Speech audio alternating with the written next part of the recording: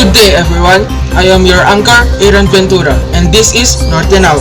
And for today, we sent two of our reporters to the town of Bacarra to feature the renovation of the bell tower.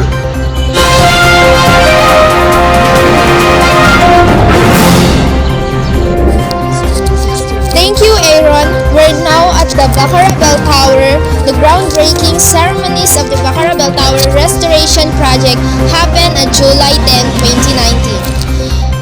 It is a joint venture of the National Historical Commission of the Philippines, NHCP, the Municipality of Bacarra, and the Roman Catholic Diocese of Lawag. Bacarra Bell Tower, known as DOMELESS Bell Tower in Asia, acrobatic bell tower of Bacarra, and locally known as Torre de Bacarra due to its domeless or beheaded belfry.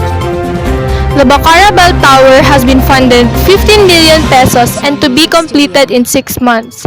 The said twin project of Bacarra Bell Tower and the Poway Church restoration is amounting to 45 million pesos.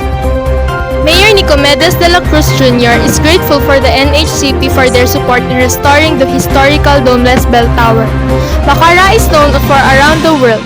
The centuries-old bell tower, along with the Bacarra Church and Convent, was a National Historical Landmark by the National Historical Commission of the Philippines and a National Cultural Treasure by the National Museum of the Philippines. This was the structure of Bacarra Bell Tower for the 7.5 magnitude catastrophic earthquake. Once restored, it will be one of the tallest bell towers here in Philippines.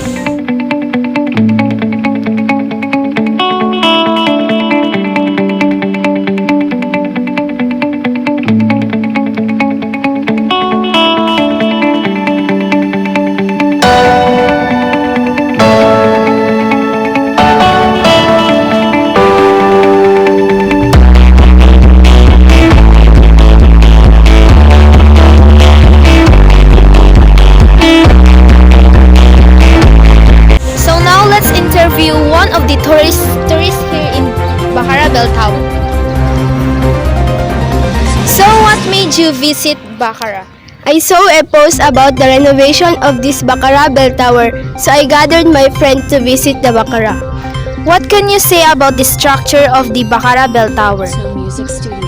It is so very vintage and it shows the hardship of the many Ilocanos who work hard to construct this. So what is your opinion about the renovation of this? I like that the former mayor still care of the beauty of the bell tower. And I know by the following months, it will already finish, it will attract more tourists. What do you want to suggest to Mayor to attract more tourists here?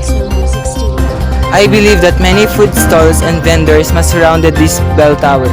And to promote the products of Ilocanos, we should make stalls to sell our native products and also to maintain the cleanliness and orderliness of the town of Bacarra. This has been Queenie Tangonan here in Bacarra Bell Tower. Back to you, Aaron.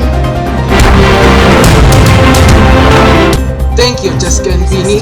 This has been Aaron Ventura, your anchor of Norte Now. To God be the glory.